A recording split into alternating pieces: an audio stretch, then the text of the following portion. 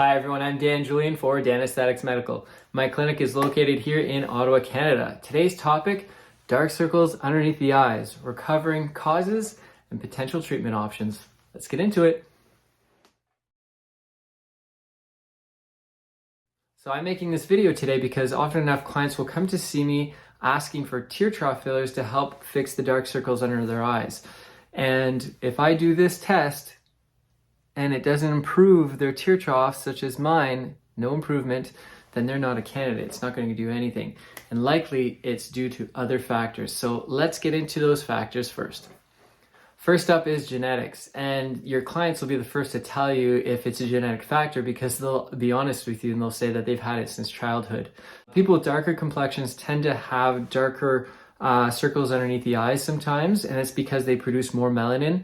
And they actually produce a little bit more melanin underneath the eyes as well, causing this darkening. Next up, seasonal allergies. We all have this lymphatic drainage system that starts around the eye and collects dirt, debris, bacteria, and is brought down to your lymph nodes to filter, and then after that it's brought down to the rest of the body. But people who suffer from seasonal allergies, what happens is the eyes are affected, they end up becoming inflamed and puffy, and there's a slight disruption in that drainage system. Not only that, it causes us to itch and rub. And the more we itch and rub, the more we want to itch and rub, causing further inflammation, not only to the disruption of that lymphatic drainage system, but also the capillaries and veins, which are very superficial underneath the eyes. If we disrupt that, what happens is the blood just stays stagnant there. And the iron from the blood ends up seeping out and staining a little bit of that skin. And that can also cause a darkening of the under eyes. Next up, medical disorders, such as anemia, for example. People with low hemoglobin end up looking a little pale. And even if they didn't have darkening of the eyes, it can give the illusion of having darker under eyes. And if they already did have darker under eyes, it'll further accentuate that. All right, now let's cover some treatments, and I'm going to go in order of most effective to least effective. Before we jump into the topical treatment options, we have to talk about platelet-rich plasma, also known as PRP, for the treatment of dark circles under the eye. It's a great option. It works a little quicker, in my opinion, than the topical treatments, and it also works well as an adjunct to the topical treatments too. So let's jump into that. Basically, clients will come in and they'll sit down and we'll draw a small vial of blood from them. Then we'll place it in a centrifuge and we'll separate the plasma. The plasma is essentially concentrated platelets, which is basically concentrated growth hormone, and we place that under the eye with either a needle or a cannula. That concentrated growth hormone is going to thicken the skin by stimulating more collagen, and it also improves circulation to the area, and as a result, it brightens up the skin. Treatment number 1, hydroquinone. It's a skin lightening agent that's used widely throughout the world. It's the most effective skin lightener there is, and it's considered the gold standard. Now, the way it works is that your body produces an enzyme called tyrosinase. And this tyrosinase enzyme is important for the production of melanin. Hydroquinone, what it does is it stops the enzyme from working. And basically, you're not producing melanin in this area, and it lightens the skin.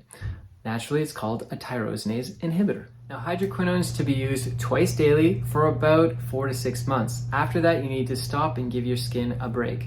And the reason why is because there are some studies that suggest prolonged use, such as years of using this stuff, can cause a complication that can lead to a bluish discoloration of the skin.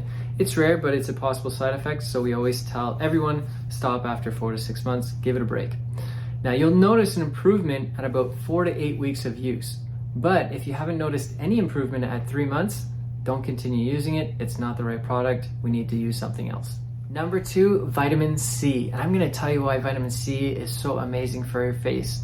Basically, let's look at an apple to compare and give you a good example here. An apple has this beautiful peel around it, which is this protective layer.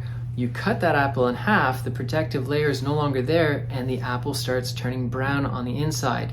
And that's because of the oxidization. The oxygen starts aging the apple rapidly.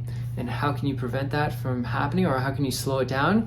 Place some vitamin C on there, place some lemon juice on there, and it actually gives it a nice barrier as an antioxidant, and it prevents it from turning brown. And that's exactly what happens to your face when you place vitamin C on it.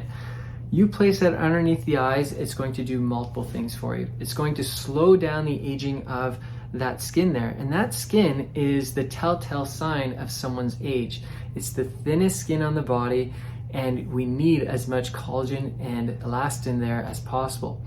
The benefit of vitamin C is that it actually helps produce collagen as well, so it's going to help thicken that skin.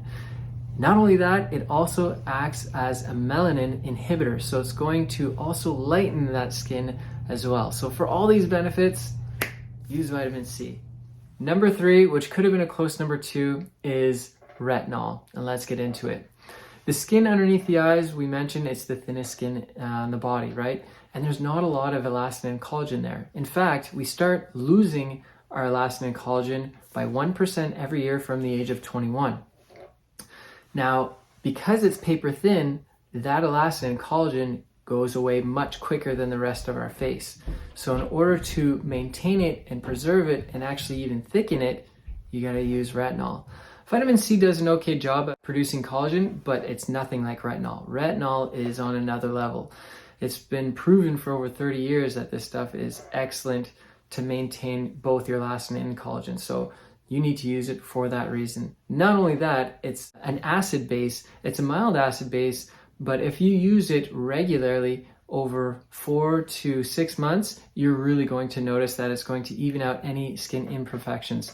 So any discolorations underneath the eyes, it's going to lighten that up. So make sure that you have retinol in your bag. Number 4, it's the least effective. I don't personally use it, but a lot of people do, so let's talk about it, and that's caffeine creams.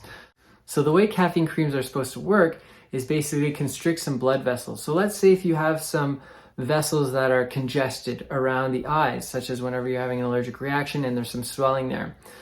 Well, it's supposed to constrict those so it prevents that pooling of the blood. The other thing that it can potentially do is help with some puffiness around the eyes. But to be honest, most people who use it don't really notice much of anything. And I think the reason why is because the caffeine that's there isn't strong enough. In order to have a true anti-inflammatory or vasoconstrictor response, you're going to need a lot more caffeine. And if you're going to use that much caffeine, you're likely going to have some type of reaction to it. Now that's it from me, everyone. I hope you enjoyed the video. Please like, comment, and subscribe. Until the next time, take care of yourselves, exercise daily, and please be nice to absolutely everyone. Take care.